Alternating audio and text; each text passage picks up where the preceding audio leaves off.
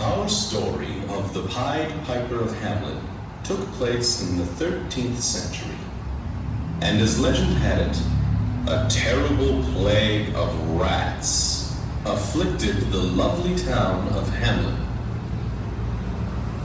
No one in all the town knew a cure for this dreadful condition. Then, one day, a stranger came to town. The stranger was dressed in brightly colored clothing and sang to the townsfolk, telling of his great skill for ridding the town of the hideous rats. His fee was small. He asked but a penny for each rat he removed.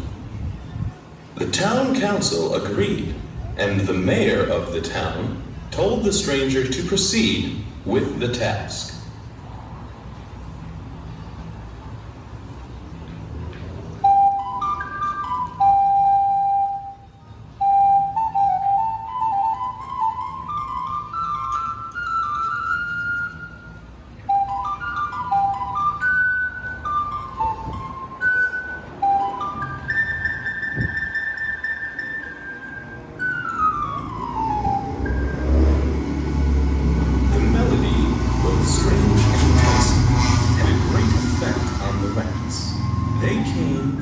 Cellar, dark hole, and crevice.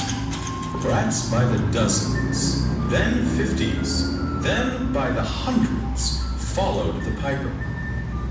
On and on the rats followed, right out of the streets of Hamlin and into the River Wiser, where the musically enchanted rats met their doom beneath the waters of the swift and mighty river.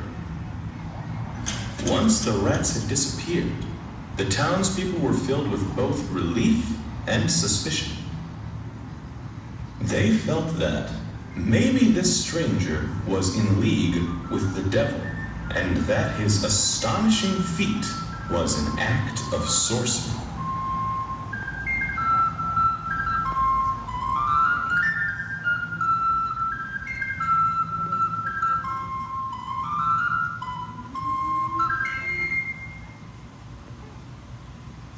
When the piper came for his payment, the mayor and the town council had already agreed to refuse the promised fee.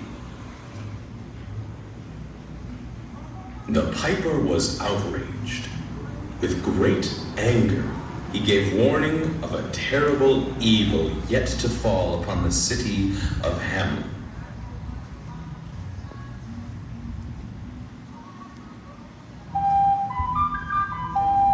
Little did the townspeople know that the piper could not only charm rats, but all things that live beneath the sky, including children.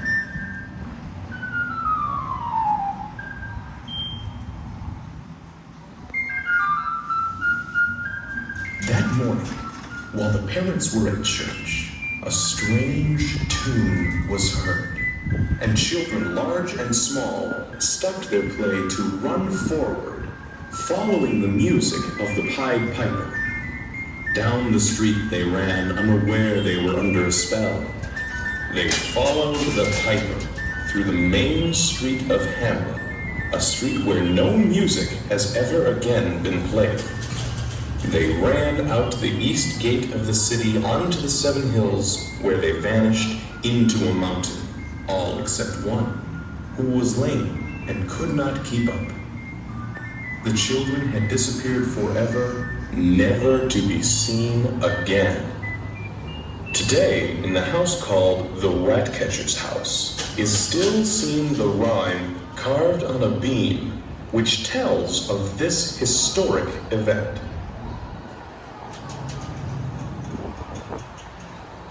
A modern version of this age-old tale tells us that the townspeople finally paid the piper, and he returned the children to their homes.